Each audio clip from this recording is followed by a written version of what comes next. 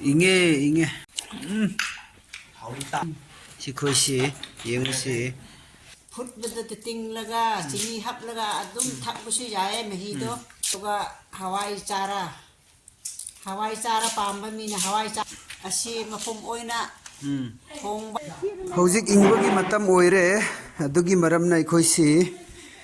sida mai tiklaga lai ikhoigi dagi jumda lakpani ikhoi dada si khoi da khoi daringo ni si ri tawbro oh movie yengla mi si moi si wa si moi ni si sina thangkop san kawi hai tauna hai sina omega ni hai chak char bro karin jang cha bro dal inge hip sei ma di sita pham khre ima je phajana maiti ra haibiro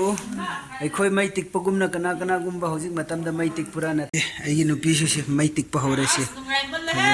Christmas mala hoi ni ko sina ai gi chana othnel muk lae si hello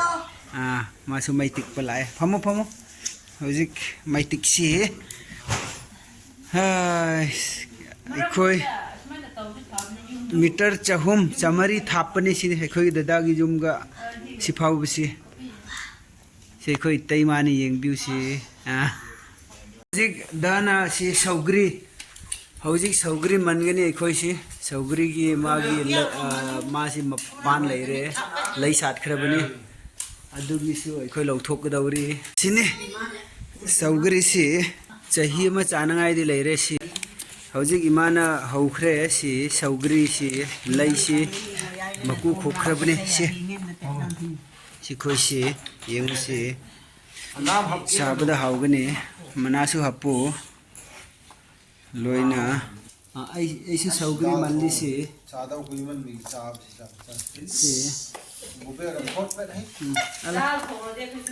dada si dal thongaga loina chaphu si loina loikhre he chak sabada Chepaldu haina tongbu tong famous hojik saugri karamba maongda thongaga haugadra haibisi imangonda khatang tasi ko saugri si karam oba maongda thonglaga haubra khitang maitai maronda haibiro saugri thongbusi somda khara yengune saugri thongbusi tangba gandadi ising asabana tinglaga ising futbada tinglaga chini haplaga adum thakbusi yae mehido aduga nga ayaiba hauba masana pamba adu leiraga aduga asina hana nga aduga thonglaga asina konna nga aduna konna thakpa aduga dum haubune acha aduga hawai chara pamba mina hawai chara ga su dum thonge nga thakdabida hawai chara ga maroi mapang munna thonglaga mahi chap chana thum maro aduna chokri sina thangdaram dai da thappa aduna yam hawe chaba thakba yam tumme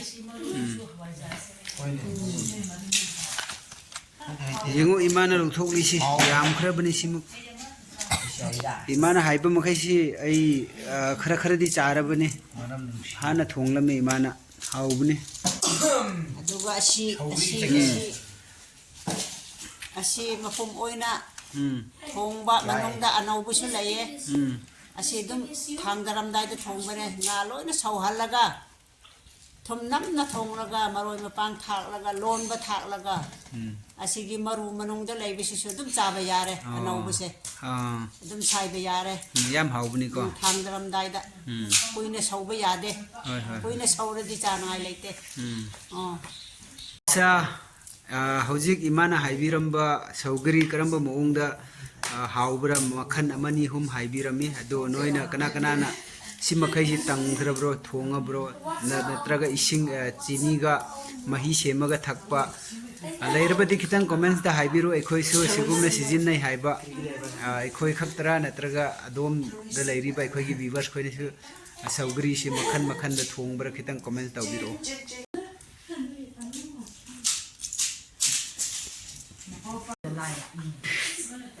ꯊꯨꯜꯁꯤꯟ ꯃꯥꯟꯗꯦ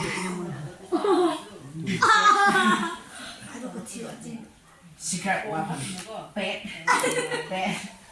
My secret. Oi, you are. hai marupsa hojik ekhoi saugari si loina lawthokpo loire si yambana si langlakhre sida si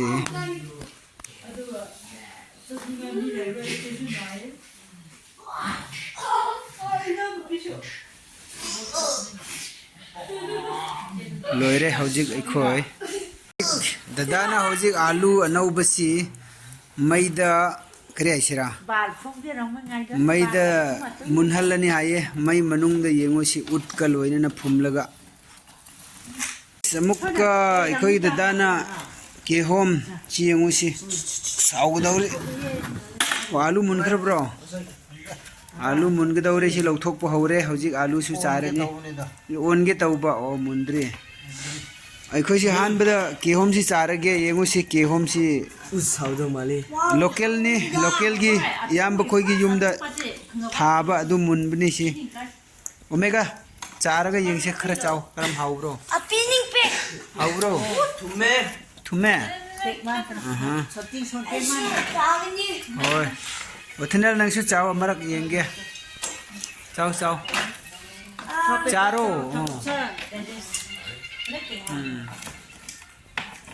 aisu khara chage si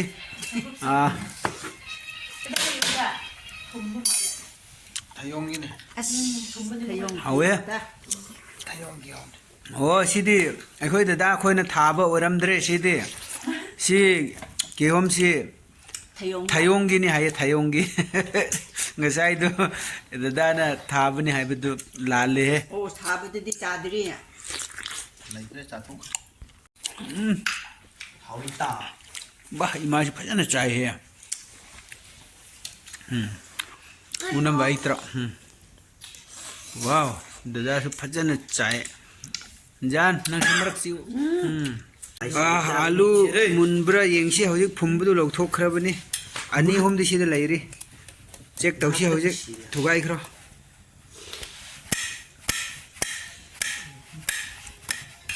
सदेरा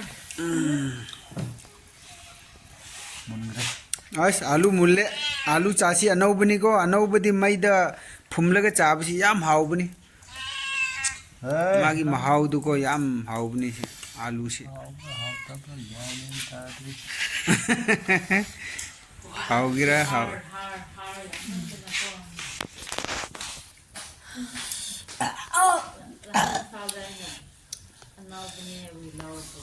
नेगा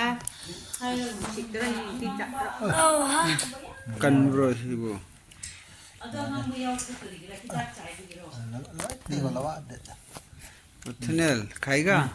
chagira Namak le. Oh, namak udole. नदी mak men hip to हे और हुल loan ती Lebon si yengu si alu si hojik ai kitang petpadi wali do so munkhre chage ai khara si Namak. ती khara wale ती बुदे ती चारो के कंटिन के दो पam lu munkhre hojik ke khoi gi angang na chagani charo som da yengu ni nang cha bu makha da ka mun bro mulle haura Hobe. alu hawe Oh. alu no basi hawi hai thin काय को marupsa aikhoi muk halani aikhoi gi da khoi yumda lakpado loina aikhoi si phajana phamgre cha hangre loina ngasi si cha su thai aduga pineapple su chai aduga alu su chai aduga aikhoi si saugri su khok thok khrabani loina man khrabani adu ngasi video vlog si aikhoi yumda dada khoi da koirak pagi semlakpani adu kanagumna phajai haina khanbiba tarabadi like tawbiu share tawbiu comments tawbiu karamba parts ta khwaidi phajaba vlog oibage ngasi gisi khiltang comments ta haibiu or mathangda vlogs ta karamba vlogs pambage khitang haibiru ngasi gi sifau loisin jarage anaubo viewers please subscribe tawbiu bell icon click tawbiu anaubo video aina upload tawbo matamda nangbu thuna yengnanaba thank you so much bye bye